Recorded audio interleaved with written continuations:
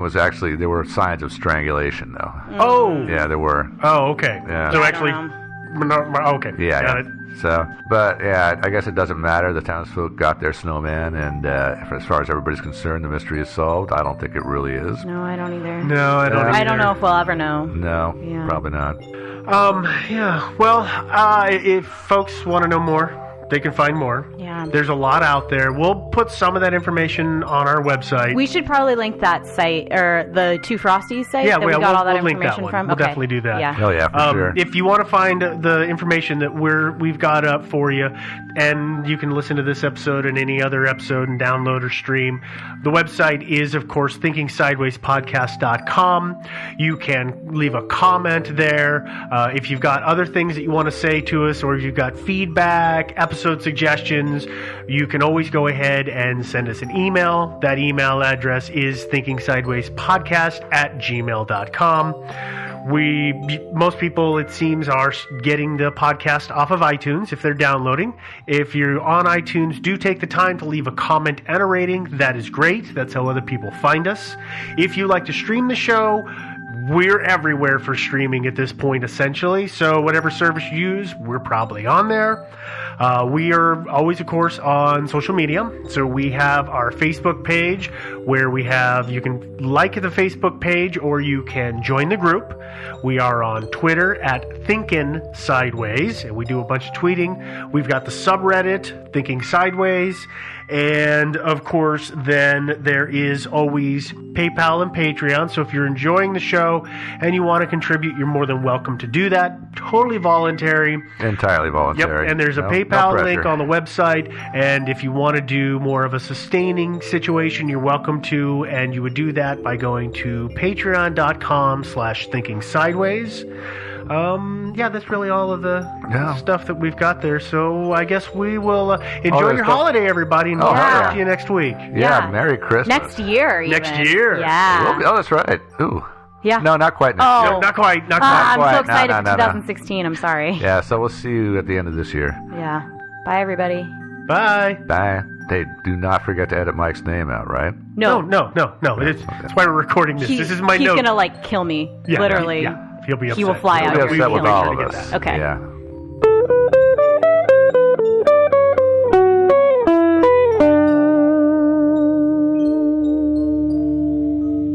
Hello. This is the voicemail for Thinking Sideways. We're not taking your call right now. Please leave a message after the beep. You motherfuckers. You fucking motherfucking asshole motherfuckers.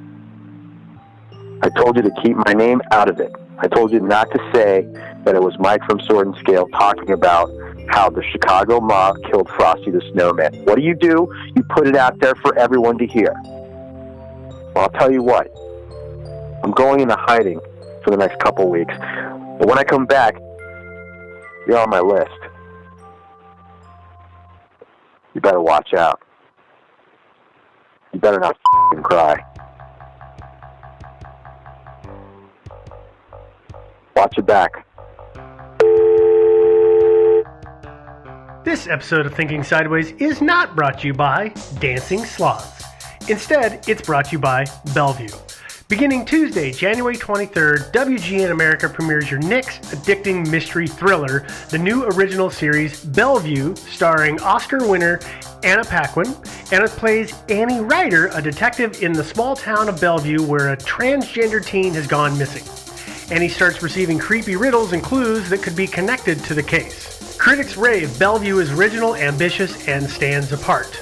Don't miss the series premiere of Bellevue, Tuesday, January 23rd at 10/9 Central on WGN America. Go to WGNAmerica.com to find the channel in your area.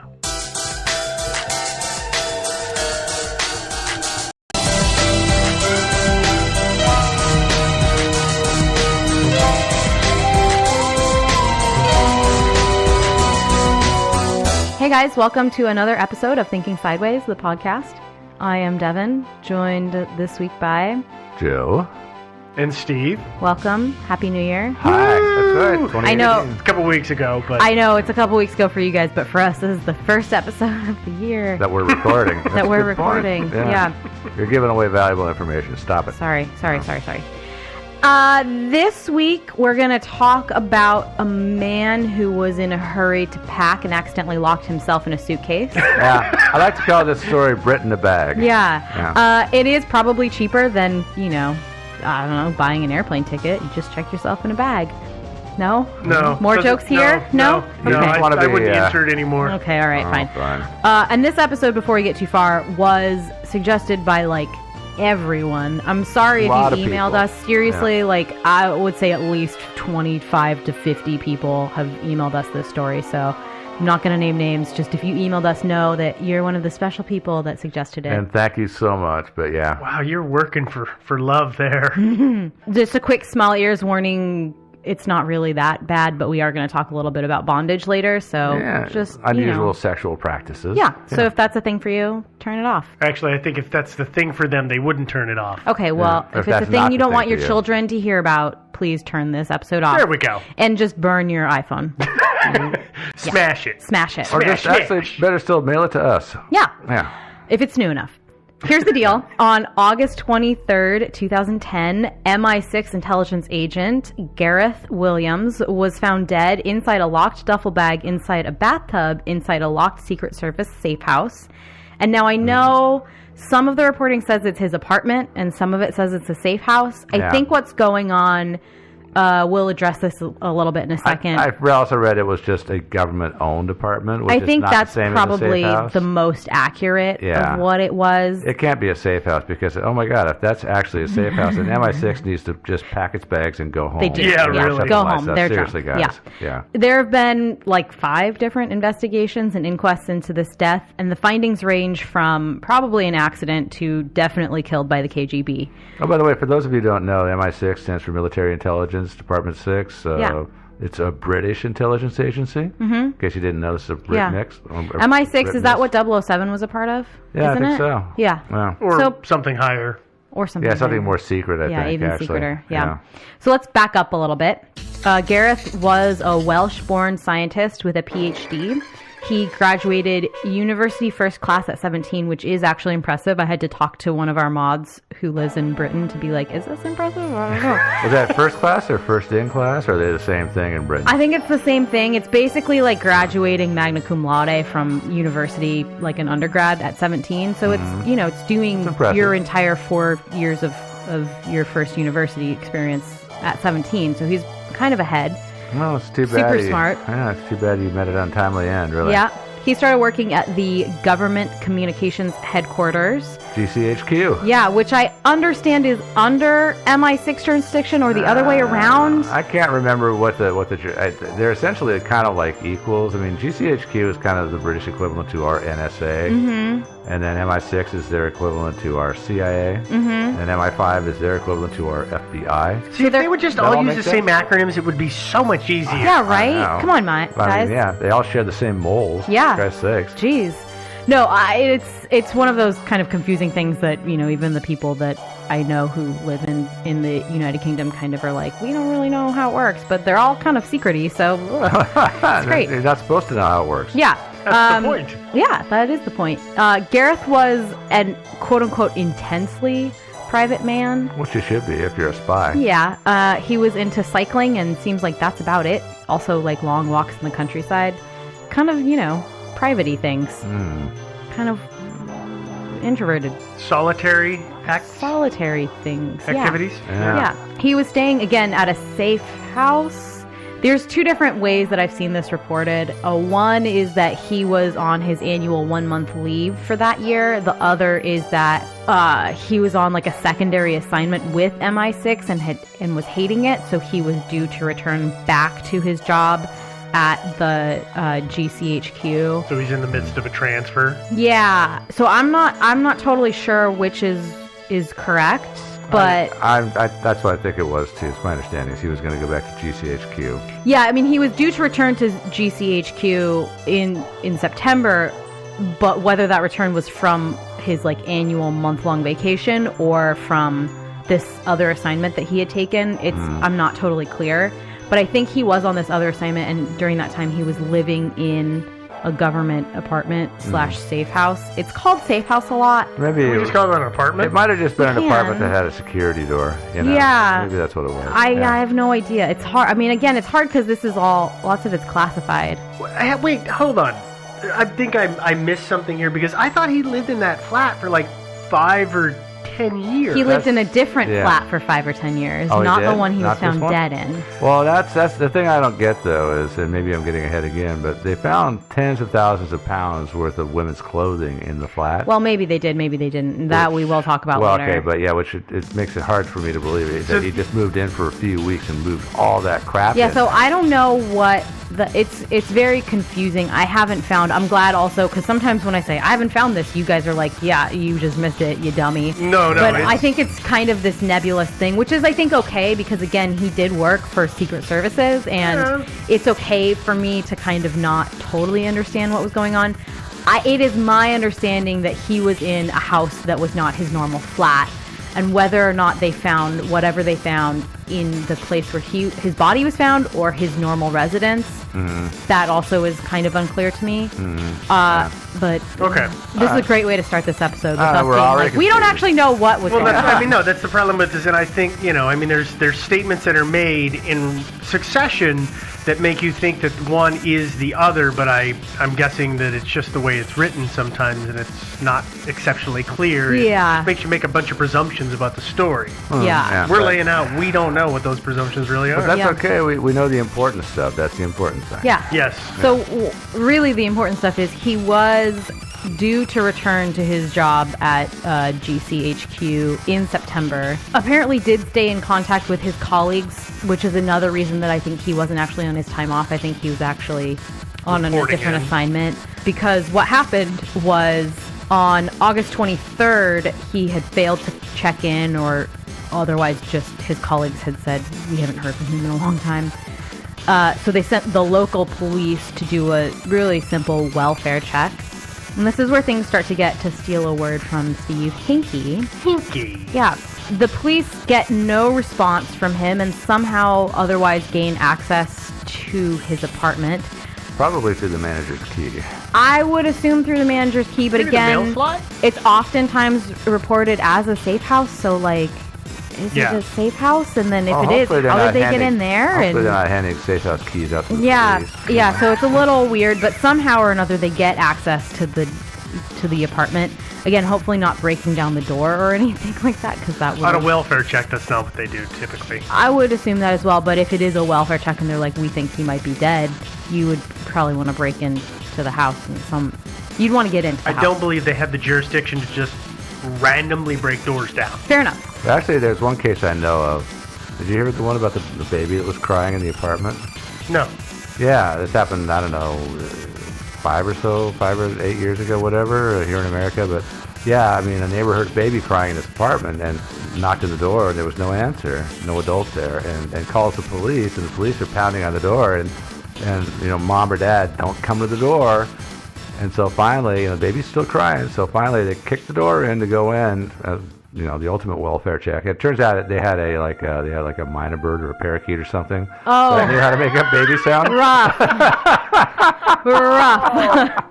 Great, Okay. a very uplifting story. I thought it was great. So they left a note for the owners when they're next to the shattered door. Mm-hmm. Yeah. We broke in. Yeah. We didn't steal any of your stuff, but if it's missing, sorry. Yeah. Oops. We didn't do anything. Signed the police. Yep. Yeah. We were not here. Yeah. So what happens is the local police gain access to the flat that Gareth is in, or reportedly in, and find his body naked, decomposing in a locked red North Face bag, like a duffel bag, yeah. in his in the bathtub. The reason this is a little hinky is because Gareth's family feels strongly that the police either intentionally, according to the family, or otherwise, which, allowing for mistakes, wiped any and all DNA and fingerprint evidence from what was probably a crime scene. Maybe not a crime scene, but that DNA fingerprint evidence could have definitely find proven Yeah, one you find way a or dead another. body, I think you should treat it like a crime scene. at Usually, least yeah. initially. Yeah, but it does seem as though the techs weren't able to find any fingerprints or DNA anywhere around the bathroom or on the outside of the duffel bag or on the lock or anything. And it should be noted, Gareth wasn't wearing gloves. There were no gloves in the bag with him. There were no gloves adjacent to him. So it wasn't as though he was hiding his fingerprints. Whether or not that's actually important is up to us to discuss in theories, but Maybe he's one of those people that just doesn't have any DNA. yeah, maybe. Yeah, it could be. One of Yeah. those Well, we've talked synths. about DNA doesn't come off of you every time you come into contact with things. So No, but it does There's seem that. like at some point in this whole procedure, DNA should have come off of him at some point. You would think. Anyway, they did find a little DNA on Gareth's hand That wasn't his. that was not his, but we'll talk about that in a second too. A key, not confirmed to be the only key because I feel like locks usually come with a couple keys, but at least one key was found under Gareth's body in Is the that duffel bag. Inside the bag. Okay. Inside the bag, yeah. under his body, yeah. Wouldn't do him much good outside the bag, I guess. Not really. Yeah. didn't no. do him much good in the bag either. Not really. True. Investigators believed that Gareth had died 1 week prior on August 16, 2010. The coroner said that there were no injuries to Gareth's body or really any kind of sign of what caused his death. His body had no drugs or alcohol in its system, so wasn't that. His official cause of death was ruled suspicious and unexplained. Well, he's pretty decomposed when they got him. Yeah, which was weird for having only been a week. It's August, you know. It's August and it's a locked room. It's very hot. The heat was turned on in his apartment, Yes. too. Yeah. So again, little things that make this case a little weird and suspicious. In what may seem like a cover-up of their own heinies, the Metropolitan Police that were at the time investigators said, oh, and by the way, Mr. Williams looked at a whole lot of bondage stuff, weird websites and stuff like that. My words, not theirs, just to be clear. So that investigation did conclude that Gareth had locked himself in the bag, even though they concluded that it was impossible for him to have locked himself in the bag. Okay. That makes So sense. he did the impossible. Yes. He lived the impossible dream. They had an investigator who tried, I think, they had 2 different investigators who tried over 400 times to lock themselves in a bag, just exactly the same kind of North Face bag, and they couldn't do it, so they were like, listen, it's impossible. They were like, listen, it's impossible, but he did it. Okay. There So you the go. impossible dream. That Yeah. makes sense. A few years later, the coroner decided to open up an inquest of their own. It was really her. It was a woman who's the coroner, but it was her office. Right. I think Mostly, coroners in Britain have a little more power than coroners here in the U.S. I think don't that's they? true. It's absolutely yeah. true. Partially because the coroner kind of felt like she wasn't totally satisfied, but also because there was a request from the Williams family via their lawyer. Meaning they were screaming a lot for attention. They have made a big Well, I don't fuss know about this. attention. They were not. Attention to the case Yeah. and to not have it just swept under the rug. Yeah, is they what I were mean not by that. satisfied with the findings of that initial investigation. There were some discrepancies. The family claimed that someone had broken in and stolen things, and that is how Gareth was killed, that he was killed in the process of this kind of That's burglary. That's not the way I guess. picture a burglar killing me if he breaks into my house. But, Me neither. yeah. Maybe he said, "Hey, listen, get in the bag. Here's a key. In 20 minutes, you can unlock yourself." Yeah. I don't know. I mean, I agree. It's silly, but there you go. There were no signs of forced entry. Quote. This is a quote, right? Quote. No signs of forced entry. Unquote. But the Metro Police did take all of the locks, doors, and hinges Is that from his apartment. Every door in the apartment, including the front door? It was definitely the front door at the very least, and I believe it was the rest of the doors as well. I'm guessing it's at least the front and the bathroom doors. Yeah. You would think. So it would have been hard for anybody to prove really anything based on the fact that they had been removed. Well, I mean, Which again is this they weird removed thing. them, but they didn't throw them away, I assume. No, I mean, they yeah. theoretically they were taking them somewhere to examine them, Yeah. and then they never returned them. Yeah. So, poor landlords who had to replace all the doors. Can you imagine? I mean, I imagine that the British police must do this as a semi-regular practice, and how many doors they must have in storage somewhere. They probably got like a sort of a rebuilding kind of secondhand rebuilding materials store going on. Oh, see, I figured Yeah. it must actually be where the basis of Monsters, Inc. is at, because it's nothing but doors. Yeah. You mean the basement of Yes. Hippo Hardware. Yeah, Hippo Hardware. Hippo, Yeah. Exactly. Hippo, Where yeah. it's just weird windows and doors hanging There's out. doors and doors Yeah. and doors, and none of them go anywhere. Yeah. That's why it is. I mean, it's, the police show up and it's like, oh, Fred will have to take all the doors and the windows and the light fixtures and all the switch plates. Oh yeah, the heating grates. Yeah, Yep. they've all got to go. Yeah, All of them. yeah, They're really all They're important to the evidence. case. Yeah. If you All of want them them. back, you can come down to our store and buy them. Yeah. We'll give them to you for 20% off. Yeah, well, not yeah. Yeah. That was Come good of visit us. us Yeah. next door to the Bin Man. Yeah. So, like I said, it would be. I don't know how the police gained access to his apartment initially. Again, I would assume that it was a landlord key, but we don't know that for sure. We don't know how secure the flat was to begin with, if it was actually like a safe house caliber flat or if it was just a government-owned place or what. So, Do either of you remember what floor it was on? That was the top floor, but on that street, the buildings are 3 and 4 stories high for the most part. Okay, so if it's the top floor, then okay. I mean, it depends. I mean, it's not ground level. Right, I that's really yeah. what I was getting at. Yeah, I couldn't resist getting on Street View and looking at it on the street. course. And there's one modern ugly building that's about 5 or 6 stories tall, and the rest of them are about 3 stories tall. Yeah. Yeah. As mentioned before, there was also some foreign DNA found on one of Gareth's hands. Gareth's hands. In America, we say Garth. We actually don't. It's true. But Wayne.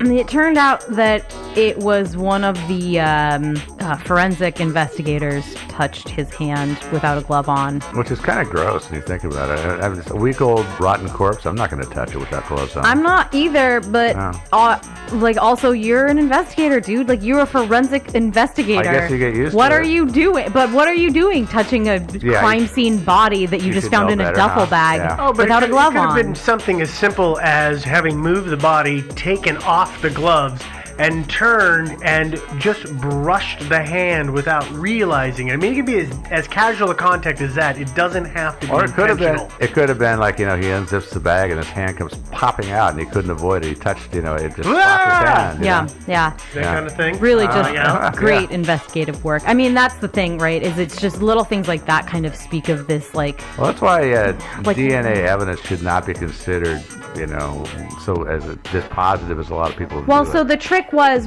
that this agency, because it wasn't actually the police, it was this outside agency that processed all the forensic stuff, and they, for exactly these reasons, have all of their employees and the technicians' DNA profiles on file. And that's one of the first things they do is when they find foreign DNA on a body, they run it against all of their employees.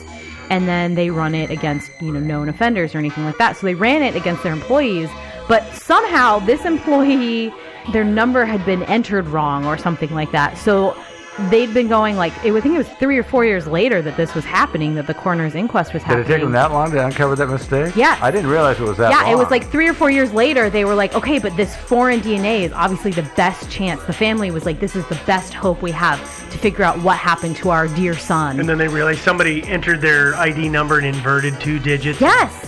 Yeah. That's how simple it was. On Either such that a high-profile case, it was kind of like, what? How many times does this happen to other cases? Unless perhaps the killer, after the fact, went and got a job at this place. Mm-hmm. Yeah, It's possible. Probably not. Probably not, but yeah. But yeah, I mean, that's the whole problem with DNA. It's infallible as long as nobody screws up, Yeah. as long as everybody behaves in good Exactly. faith. Yeah. Exactly. Yeah. Yeah. So the inquest also found that this whole bondage website nonsense had been sporadic and isolated, quote unquote. I mean, let's be honest, who hasn't found themselves in the depth of... I have not Searches done any like searches on bondage and all that stuff myself. I mean, you stumble across it on the web. You can't help but see it, but I haven't actually gone out and looked for it. Well, for all we know, that's Gone to exactly any it. Is you dedicated click on the bondage wrong website. video or the wrong link, and there you You're on are. the wrong tube, and Yeah. you gotta get away fast. Yeah, I don't know if does that mean he just accidentally visited a few sites or he was doing searches? No, I think it was sporadic and isolated. Makes me think it was like a every once in a while accidentally clicked a link sort of thing. Oh, I see. Not. Yeah. I mean, it's not like he was That's, on there like Googling things constantly. Yeah. easy enough And to wait, do. just to clarify why this is important, Gareth was inside of a zipped and locked duffel bag. Yeah, definitely. Yeah. So Naked. So this is they're saying that this is some sort of act Well, of, so of, the of police- bondage play.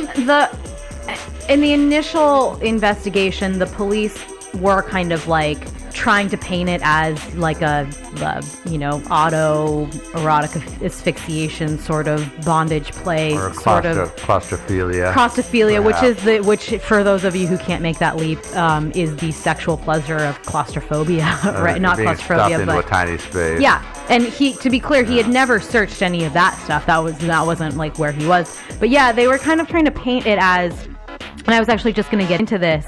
They're kind of trying to paint him as like a Deviant.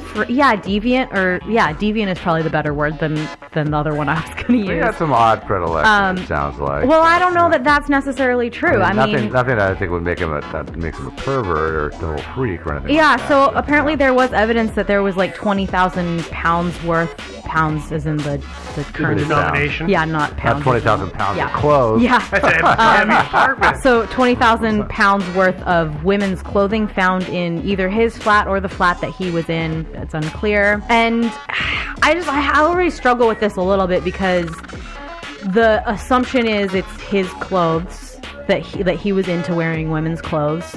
And first of all, like, there's nothing really wrong with that, like, anyway. Like, you do you. Were they his size? Well, I don't know. So that was the thing is, I don't know That's that. an important question. I know. to me. I Yeah. agree. I don't know. He was kind of a smaller guy, so He's built about like me. yeah. So it could have been for like a slightly larger woman. Yeah. He apparently some shop people kind of in the area said, yeah, I remember that guy. He said he was buying it for his girlfriend. It seemed like it was like normal. The normal range of a woman's clothing. Yeah, So it wasn't supersized. right, Yeah. or like super tall, or like Or it didn't. teeny. Yeah, I mean, it seemed like that was just. Oh, it was fine. It was normal. I wasn't thinking it was for him. But he and didn't so, just buy at the Goodwill or anything like that? He went and bought new? Yeah. So Oh. I mean, which like, let's be honest. Please do. Yeah. But I mean, it's just so tricky to me because.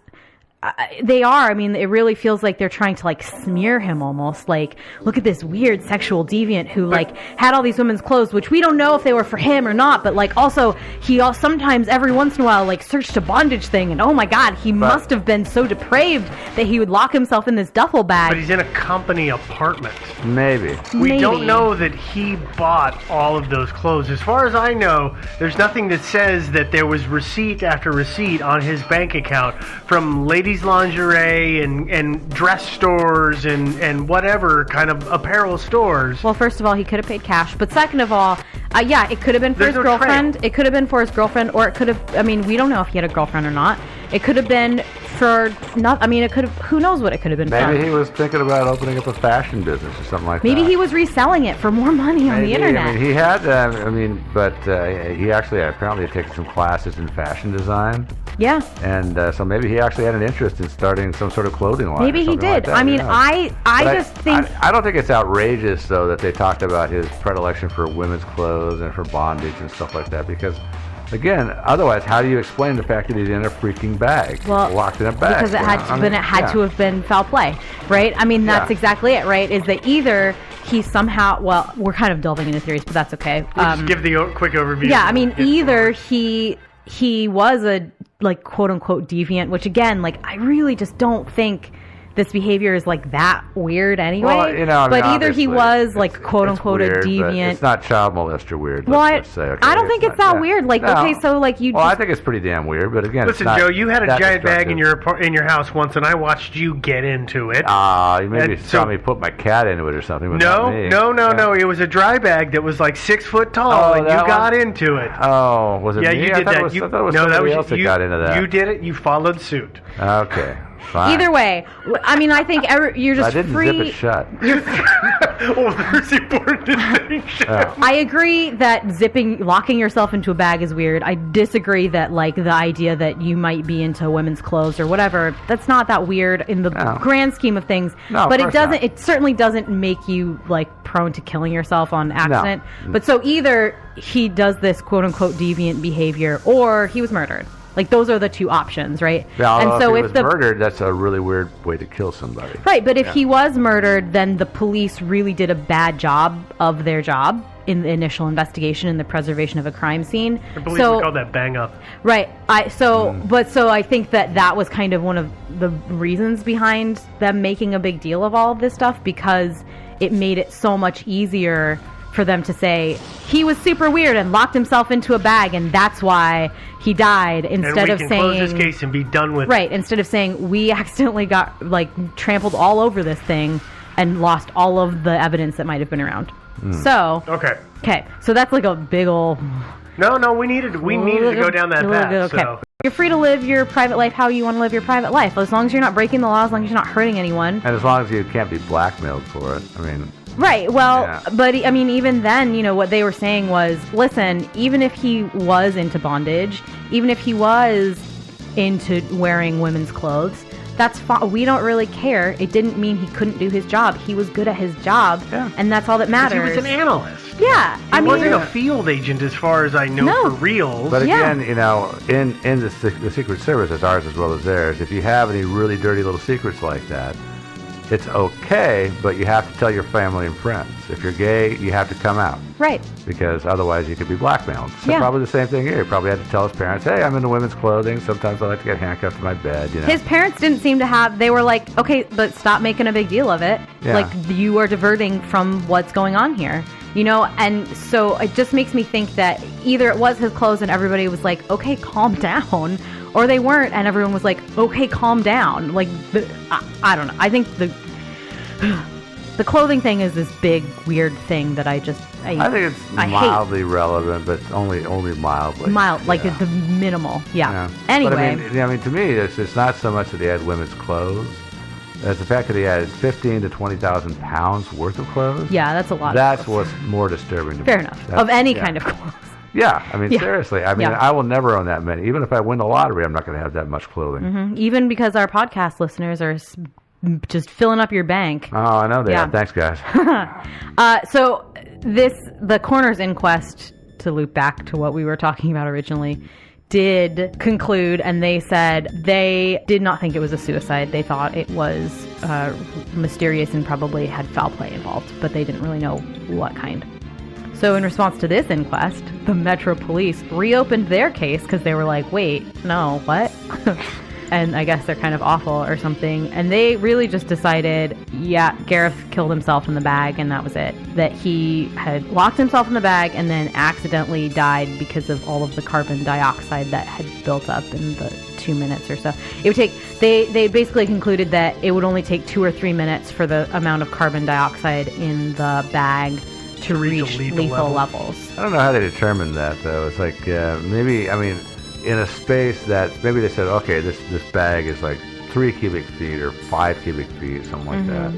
Okay, the bag is what, 2 foot by 2 foot by 3.5 foot long or something like that? And something else to really consider here is that North Face bags are usually like weather resistant. So it's usually like that rubbery kind of coating. Yeah, so it's not as though there'd be a lot of airflow in between. Yeah.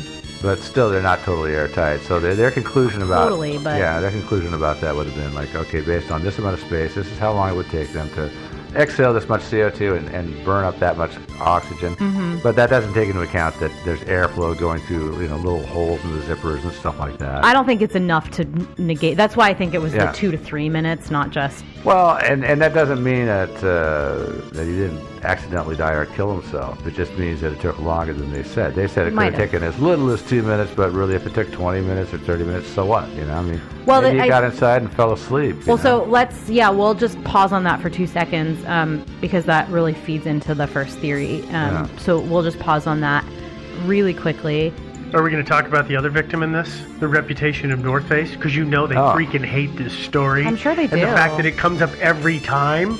Yeah. Like, why did we put our logo so big on that bag? Oh, I know. Every show, every article you see, they've got a big old North Face bag there. I know. Yeah. Well, they're water Or maybe resistant. it spiked sales in I that think it's particular product. bag. I think I was it's gonna product say. placement is what it is. It's Yeah. like, they found him actually in some generic bag, and then their people went in there and told the police, "Hey, tell them it was in this bag." Yeah, because it's so water resistant and airtight that you could die in it. I know, it's that good. It's great. Actually, it's great advertising too, because sometimes people want to buy a large bag to stuff a body in. Yeah, it's true.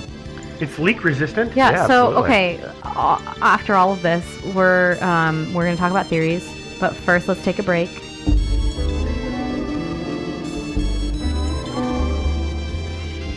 You run like there's a wild animal chasing you. You jump up and down like the ground is hot lava. You pedal as if you're capable of generating all of the world's electricity. You lift heavy things like they're heavy things. And why do you do all of this? To keep yourself healthy and fit. And what you really want is to get the most out of your workout, and that's where iFit Nourish comes in. It can be harder than ever to ensure that you're getting all of the nutrients that you need. And that's why there's iFit Nourish, a customized protein drink that's jam-packed with all the essential nutrients you need. iFit Nourish is unlike any other nutritional shake. It allows you to personalize your mix while delivering the highest quality of fruits, veggies, and proteins, plus 25 essential vitamins and minerals. And since iFit Nourish is passionate and picky about their ingredients, there's no artificial flavors, no added colors, no preservatives, and no fillers ever. iFit Nourish focuses on the basics of human nutrition, so every single ingredient in your formula is included for a reason and backed with extensive research. And don't worry, their flavors have been approved by a panel of taste judges and are completely delicious. Ready to simplify your life? Go to ifitnourish.com/sideways for a free 14-serving bag of iFit Nourish mix and a shaker bottle. It's hassle-free and 100% convenient. That's ifitnourish.com/sideways to create your unique mix today. Because getting fit is a lot like playing games when you were 5 years old.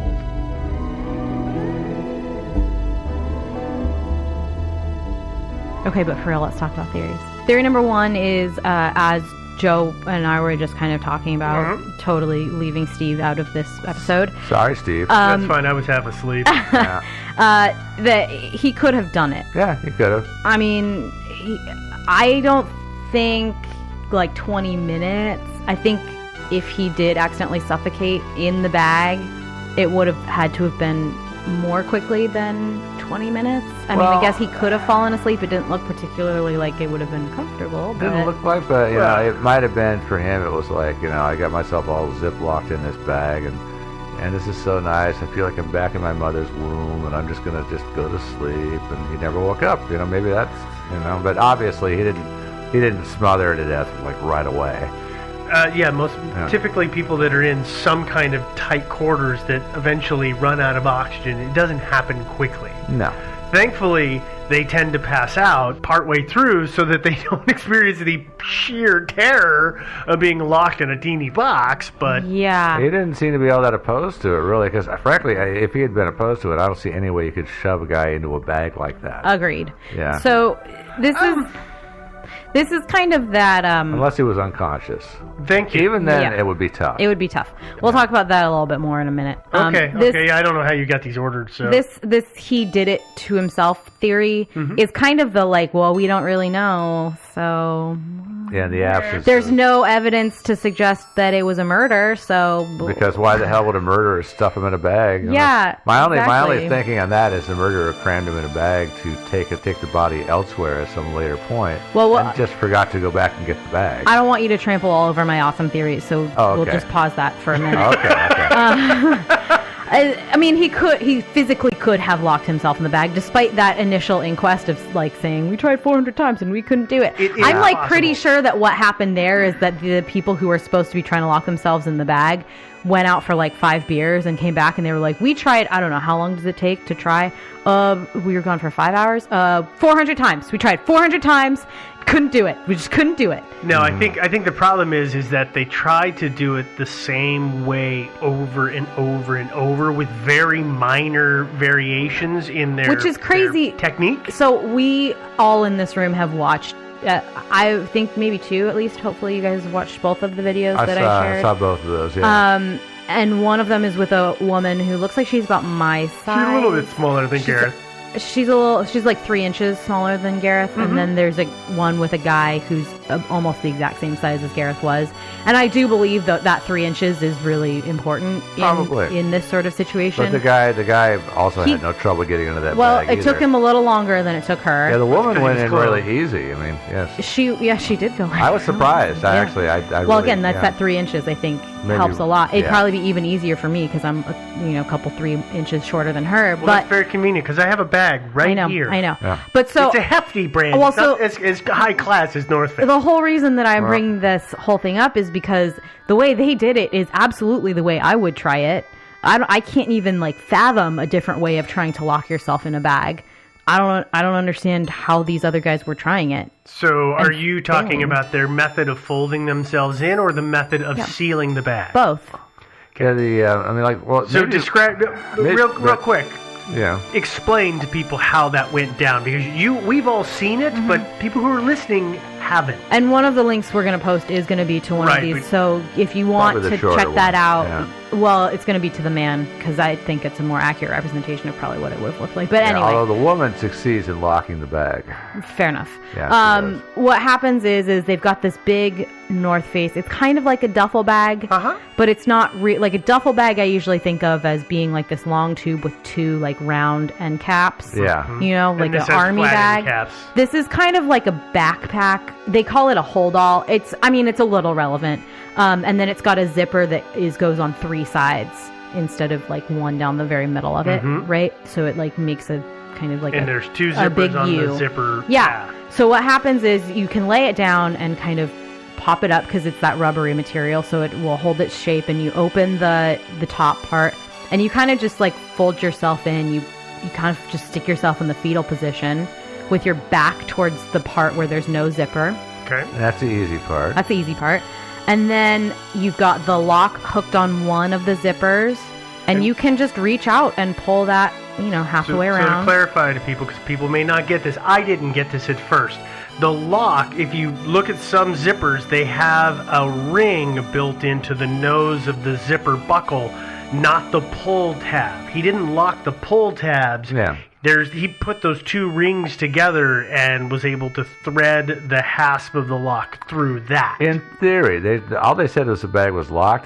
Did he actually get them through those little rings? I have no idea. Well, according to the thing that I read, yes. He did? Okay. Because they talked about how they figured out how he must have done it. Mm-hmm. Because there's a method that thieves use to foil baggage security. Yeah, so either way, you can just sit up in your little fetal position and pull from the bottom and pull about halfway up, and then you just lay back down, and the pull tabs are pretty hefty and long, and you just kind of reach and you pull around, and then you have to leave a little hole, but that's where that kind of either the long pull tabs or the additional ring comes in handy, because you can leave a good 2 inches, maybe 3 inches between where the zippers would close, and as long as you've got your lock open already hooked on one, you just kind of finagle it. And this is again why I think the woman, it was easier for her because she had smaller fingers. Yeah. So it's a little easier, but you just kind of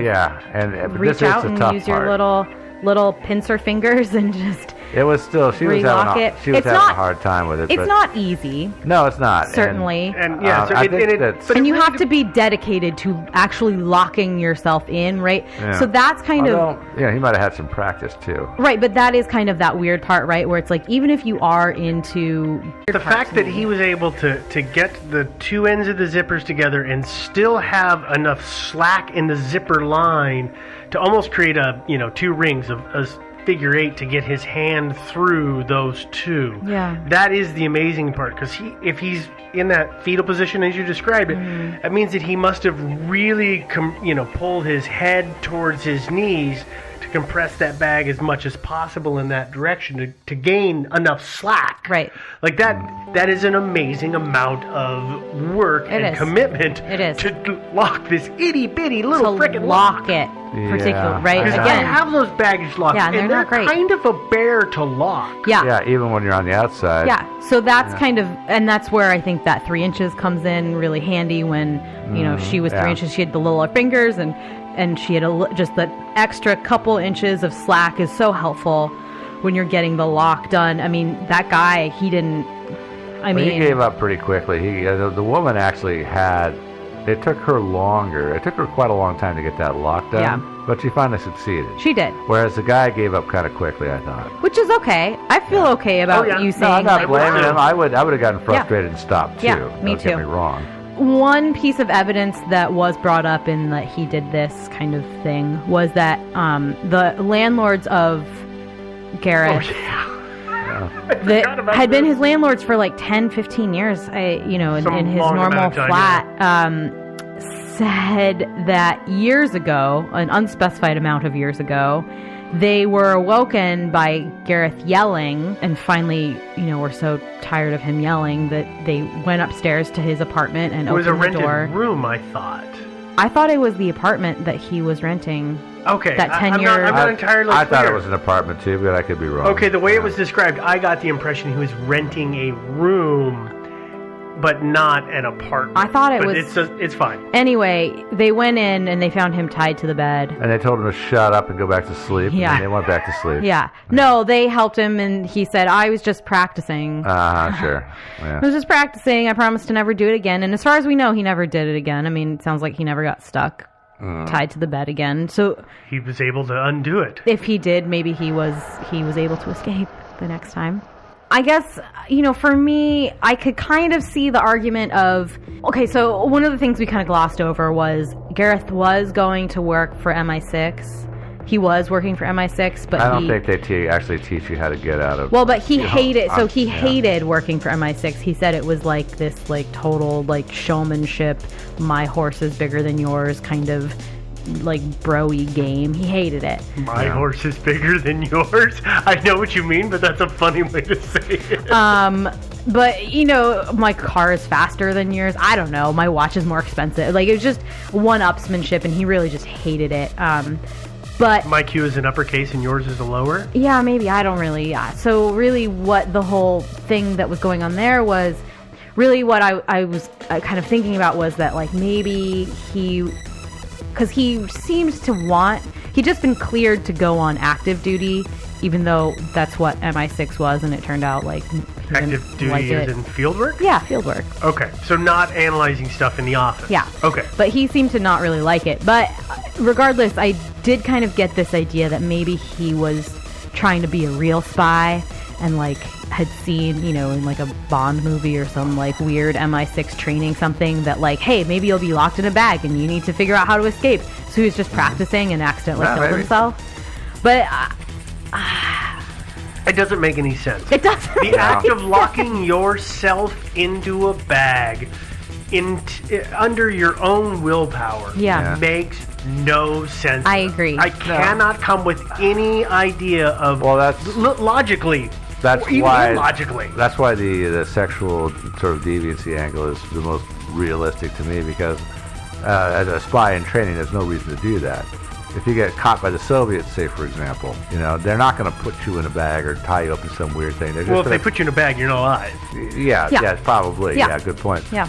They're just going to toss you in a cell and then trade you back at first opportunity for another one of theirs. Right.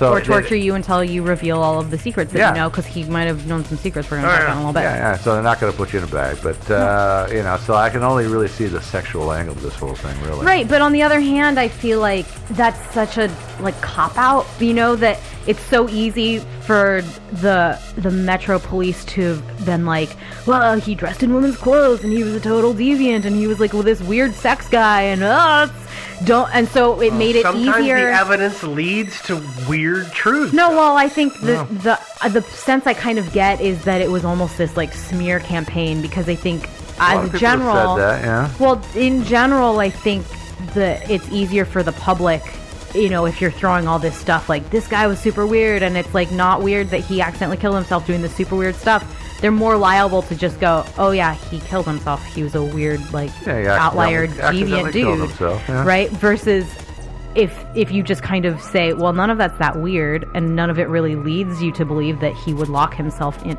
You know, owning women's clothes doesn't mean that he would lock himself in a bag. What are you even doing? Yeah, but I mean, it just, you know. Maybe he was a bagman.